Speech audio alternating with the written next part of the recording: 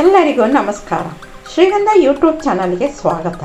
ಇವತ್ತು ನಾನು ಹಾಲಿನಿಂದ ಗಿಣ್ಣ ಮಾಡೋದು ಹೇಗೆ ಅಂತ ನಿಮಗೆ ತೋರಿಸ್ಕೊಡ್ತಾ ಇದ್ದೀನಿ.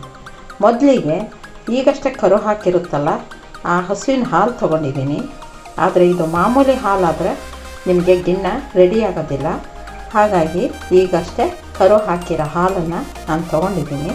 ಮತ್ತು ಇಲ್ಲಿ ಬೆಲ್ಲ ಬೇಕು, ಮತ್ತು ಏಲಕ್ಕಿ ಪೌಡ್ರು, ಸ್ವಲ್ಪ ನೀರು. ಈಗ ಈ ಸಾಮಗ್ರಿಗಳನ್ನೆಲ್ಲ ಉಪಯೋಗಿಸ್ಕೊಂಡು ಹೇಗೆ ನಾವು ಗಿಣ್ಣನ ರೆಡಿ ಮಾಡೋದು ಅಂತ ಈಗ ನಾವು ನೋಡೋಣ.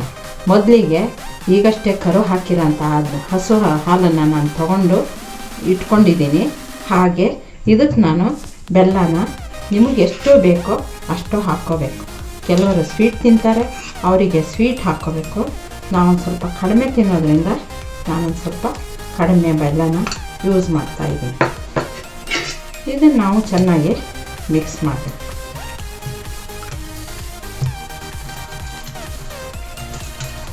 ಇದನ್ನು ನೀವು ಚೆನ್ನಾಗಿ ಮಿಕ್ಸ್ ಆದ ತಕ್ಷಣ ಇದನ್ನು ಒಂದು ಬೌಲಿಗೆ ಚೆನ್ನಾಗಿ ಜರಡಿ ಹಿಡ್ಕೊಳ್ಳಿ.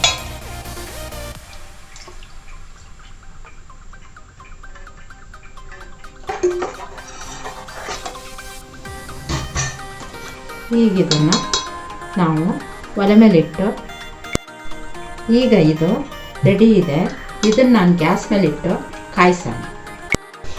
ಈಗ ರೆಡಿ ಇರೋಂಥ ಈ ಹಾಲನ್ನು ಗ್ಯಾಸ್ ಮೇಲೆ ಇಟ್ಟಿದ್ದೀನಿ. ಇದಕ್ಕೆ ಸ್ವಲ್ಪ ನಾವು ನೀರನ್ನು ಹಾಕ್ತಾಯಿದ್ದೀನಿ. ಈಗಿದು ಸ್ಲಿಮ್ಮಲ್ಲಿ ಇದು ಕಾಯಬೇಕು. ನಂತರ ಇದು ಸ್ಲಿಮ್ಮಲ್ಲಿ ಕಾದ್ಮೇಲೆ ಅದು ಗಿಣ್ಣ ರೆಡಿ ಆಗುತ್ತೆ.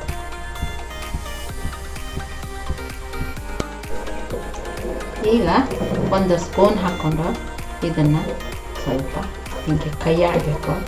ಯಾಕೆ ಅಂದರೆ ಇದು ಗಿಣ್ಣದ ಹಾಲಾಗಿದ್ದರಿಂದ ತಳ ಹಿಡಿಯುತ್ತೆ. ಅದಕ್ಕೋಸ್ಕರ ಸ್ವಲ್ಪ ಟೈಮ್ ಹೀಗೆ ಕೈ ಆಡಿಸ್ತಾ ಇರಬೇಕು. ಹೀಗೆ ಕೈ ಆಡಿಸ್ತಾ ಇರಬೇಕು.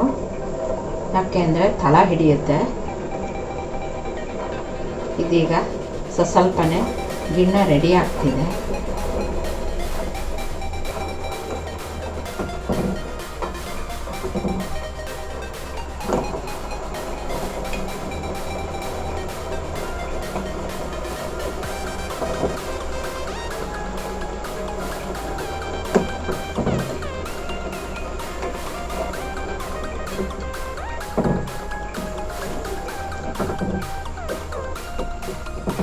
ಈಗ ಇದು ಗಿಣ್ಣ ರೆಡಿಯಾಗಿದೆ.